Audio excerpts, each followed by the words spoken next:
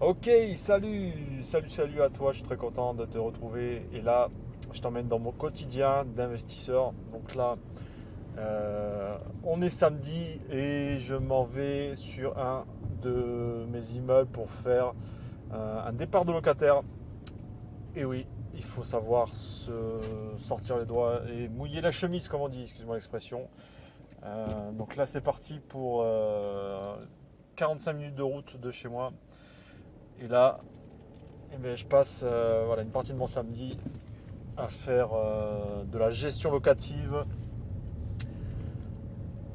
parce que c'est ça le travail d'un investisseur, c'est savoir s'impliquer.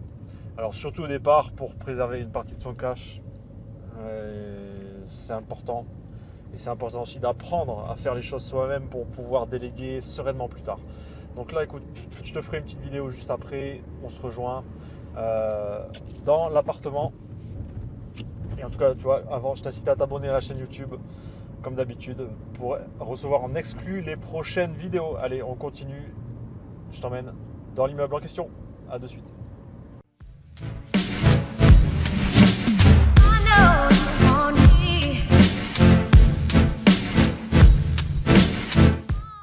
Je suis en train de faire un état des lieux de sortie d'un locataire. Donc ça y est, je viens de réceptionner l'appartement suite à son départ. Ça faisait presque 2 ans qu'il était installé ici, donc sur un T3. Petit T3, un peu atypique. Voilà, donc je viens de réceptionner l'appartement, on a fait l'état des lieux de sortie.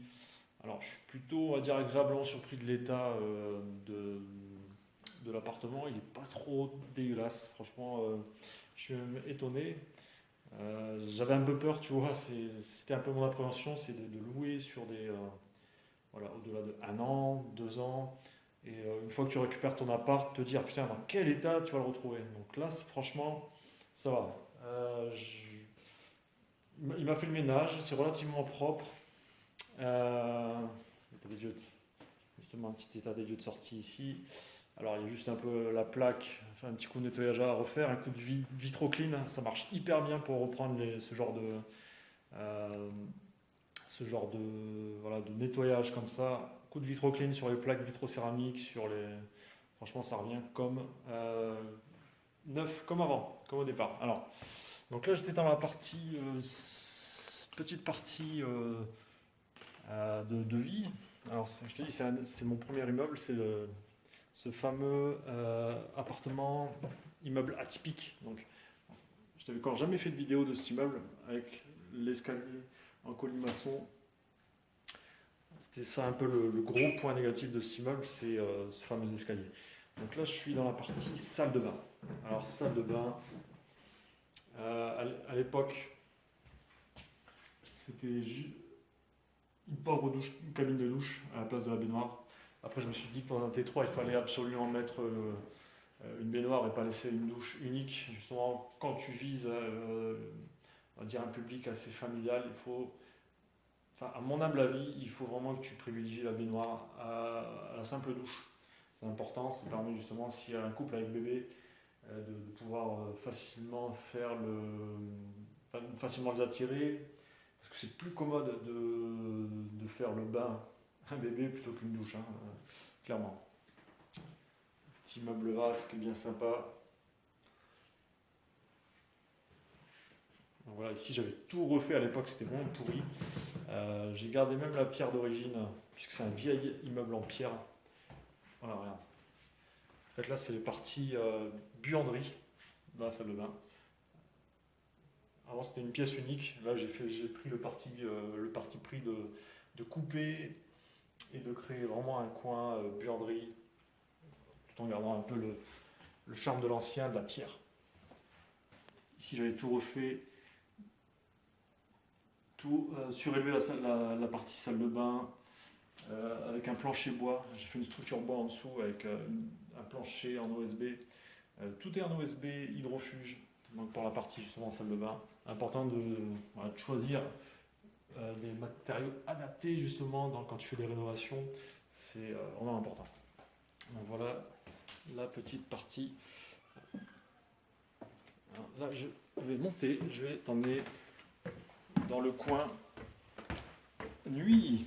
Donc 2 chambres, T3 2 chambres. Hop. Première grande chambre ici. Voilà, première grande chambre. Voilà. Là j'ai mis une penderie. Penderie un peu style dressing, voilà, que ce soit un peu équipé. Voilà. La deuxième chambre. Alors deuxième chambre. Voilà, idem. Installation, penderie. C'est plutôt sympa. Voilà, propre, parquet. On fait les choses petit Velux. Velux avec volet d'occultation motorisée. Voilà pour ce petit tour de l'appartement. Allez, je te retrouve juste en bas. Ok, voilà, on a fait ce petit tour d'appart rapide. Juste pour te dire, voilà, c'était vraiment ici ma première opération. J'avais un peu peur. Et alors là, on voit bien cet escalier, ce fameux escalier. C'était vraiment le truc qui me faisait flipper avant de me lancer sur ce projet, c'est se dire putain, est-ce que ça va pas effrayer les gens justement d'habiter, de se projeter, de réussir à se projeter dans un immeuble, dans un appartement sur 3 niveaux, un peu atypiques, des escaliers, on va dire, qui peuvent représenter un certain danger pour les enfants, surtout pour les petits. Mais bon, finalement, tu vois, depuis 3 ans que j'ai réalisé ce projet, j'ai pas eu de soucis pour louer et pour trouver des gens, des locataires. Voilà. Donc c'était juste pour te présenter l'appartement en question. Voilà, comme je te disais en intro dans la voiture, c'est important de faire les choses toi-même, de faire, du moins au départ de ta carrière, de faire vraiment les choses, de mettre les mains dans le cambouis, dans la machine, comme on dit, pour comprendre un peu toutes les étapes de l'investissement et surtout savoir assurer soi-même et prendre en compétence, vraiment gagner en compétence, prendre confiance en toi. Ça va te permettre en tout cas de pouvoir facilement choisir tes prestataires par la suite. Je trouve que c'est vachement important de savoir de quoi tu parles et de quoi le mec en face de toi parle également. Au moins, il ne pourra pas te raconter la messe, comme on dit. Il ne pourra pas essayer de t'entourlouper. Et en tout cas, il faut vraiment que tu montres, toi aussi, tu maîtrises le sujet. Et ça permettra vraiment de trouver des prestataires de qualité qui deviendront tes partenaires par la suite. Donc fais les choses toi-même au départ. Alors c'est chiant parce que oui, tu sacrifies du temps. Oui, ça te prend, voilà, comme je dis, ça te prend du temps, ça te prend de l'énergie, ça demande de l'énergie.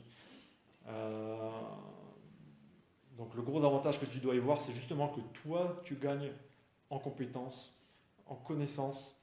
Tu vas au départ économiser quand même sur ton cash flow, clairement, puisque tu n'auras pas à déléguer cette partie.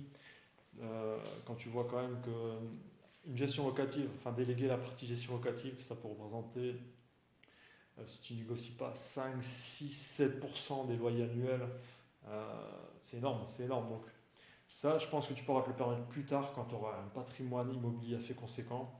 Dans tous les cas, tu n'auras pas le choix, à un moment ou à un autre, de déléguer, c'est sûr, mais au départ, fais les choses toi-même au départ, justement pour te rendre compte de la réalité, voilà, de la réalité des choses et prendre de l'expérience, engranger de l'expérience. Voilà, c'est ça aujourd'hui, je voulais te dire, fais les choses, engrange de l'expérience et après, tu verras que ce sera que du bonus, que de l'avantage pour toi par la suite, pour diverses raisons que je t'ai déjà citées dans cette vidéo. Écoute, merci à toi de m'avoir regardé, d'avoir pris le temps de m'écouter. Et comme d'habitude, je t'incite à t'abonner à la chaîne YouTube J'achète un immeuble. Je te mettrai prochainement des vidéos et des petites exclus un peu sympas, tu vas voir. Et je te dis à très vite. Salut!